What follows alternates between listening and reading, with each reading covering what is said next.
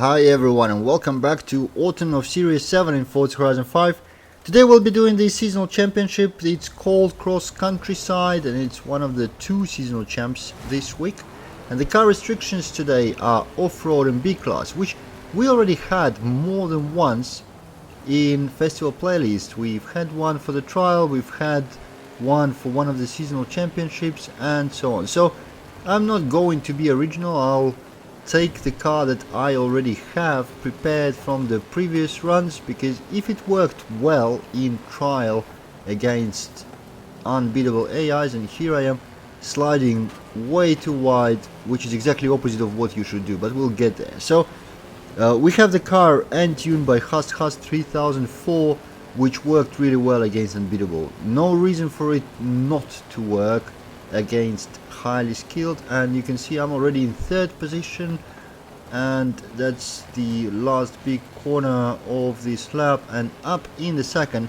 And in fact, if I didn't slide all that wide in the second corner of the first lap, I'd be ahead already. And that's basically the whole strategy of beating AI on these difficulties on any cross-country circuit.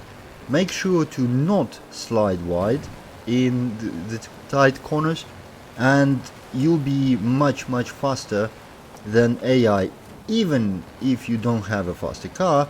But obviously if you have the faster car like we do now, that becomes a piece of cake. For whatever reason, AI tends to go really hot into these corners, slide really wide and open up for any kind of attack. As long as you make sure to brake ahead of time, you know, go in slow, go out fast. That's basically the recipe for the win.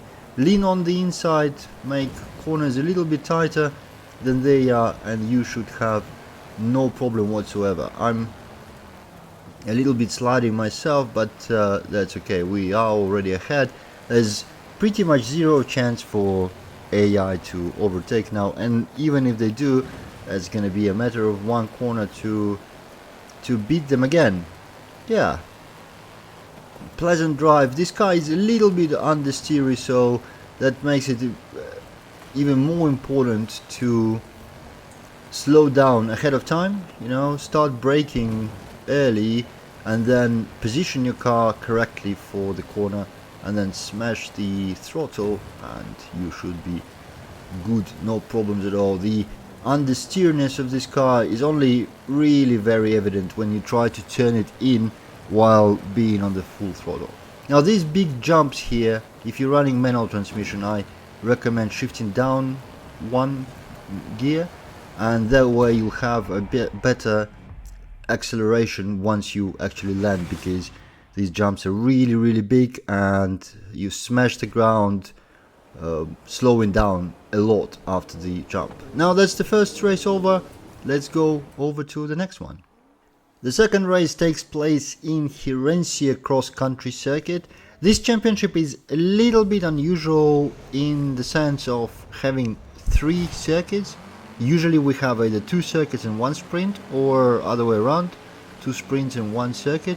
But this time it's all three circuits, and all of them are reasonably short with a high number of corners. So yeah, the strategy is going to be exactly the same as with urban cross-country circuit we just did.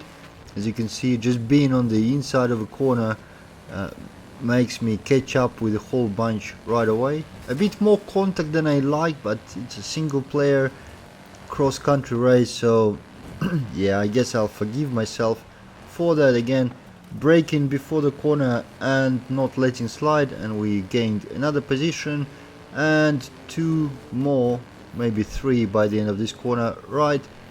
So chances are I'll be first before this lap is over. Just need to do this jump side by side to the finishing line, a little bit of tension, and yes, I'm crossing the line in the first position. Earlier braking, you could visibly see how much later AI brakes, but then they have to brake harder and they still go much wider in the corner, which is where they lose majority of speed. And in this difficulty it's super evident.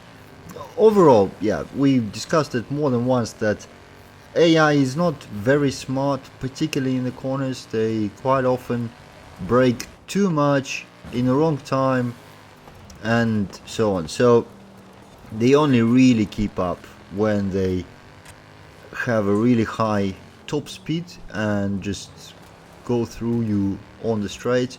I often hear complaints that they are going through corners like on the rails, but that's definitely not what's happening in cross country. You can see them sliding all over the place non-stop. And another complaint I hear about AI all the time is that they are not affected by the physics of the objects, but that's definitely not true when they are around. It is true when they are outside of the rendering range, but that's just because the physics don't actually. Oh wow, this jug, this huge jug there. I don't know if somebody hidden their moonshine harvest from their wife over there, but yeah, why leave it on the track? Anyways, so when AIs are within your rendering range, they are perfectly affected by all the physics. The breakable objects, unbreakable objects, water, fences, and all of this really slows them down. Now we are on the last jump before the finishing line, which looks gorgeous in this after rain or light rain conditions when the sun is setting. Really beautiful race in terms of the surroundings. Not so much interesting in terms of racing, but hey, that's what we get. Let's go for the third one. The last race is Egg Balam Cross Country Circuit. And oh yeah, racing in storm at night. Look at those lights. Actually, I'm pretty sure this is the first time I see this track in these conditions, and I can say it looks like nothing I've seen in Forza before. Look at this light going through the fog and the wind. Wow. This is it looks great, but it actually feels like a bit this area. It looks more Need for Speedy than Need for Speed itself. You know, you almost expect I don't know, the Sonic the Hedgehog to start driving next to you in their cartoony car or something like that, with all these flashing lights, and while you also hear the storm just absolutely smashing the sound out of the whole thing. Despite the engines roaring, you can barely hear them because of the wind. Wow. But I absolutely love how the light and fog and the wind interact here. And yeah, this blue as well. Yeah, wow. I'm nearly speechless. I think it's the most light intensive race I've seen in any of Forza ever. And I have to say, I didn't play this track in these conditions, and it is something very different. It becomes a little bit harder to drive, especially if you do rely on the racing line showing you the way, because like in this area it's barely visible at all, or not visible because of all the flashing lights, but it does indeed look fabulous. And then you go into this blue shaded and green. Wow. Yeah, as long as I keep driving rather than just looking at the lights, we're gonna be fine. And it does also create very much the feeling of the weather that you really don't want to be in. So how do you know the storm is modeled right? It's when you go in here and it becomes really quiet suddenly, and you actually don't want to drive out of that tempo. You just want to stay there in the safety of some roof ahead of you and the walls around you, and you just don't want to go back on the track. Okay, we're doing the last lap of this craziness, the light galore around us. I am losing the words, but yeah, I don't think I'll be running this track again in these conditions. It's one of those things that are absolutely fabulous and beautiful ones.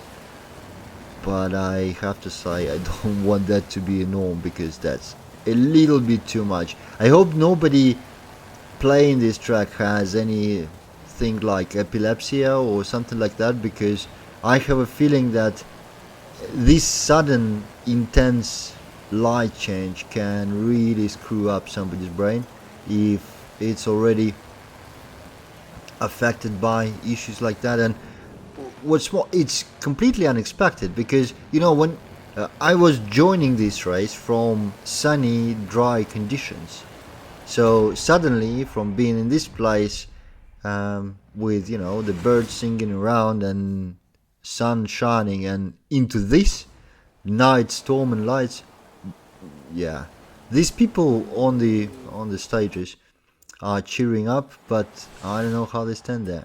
Anyways, I hope this was entertaining. Thank you for watching, and I'll see you in the next one.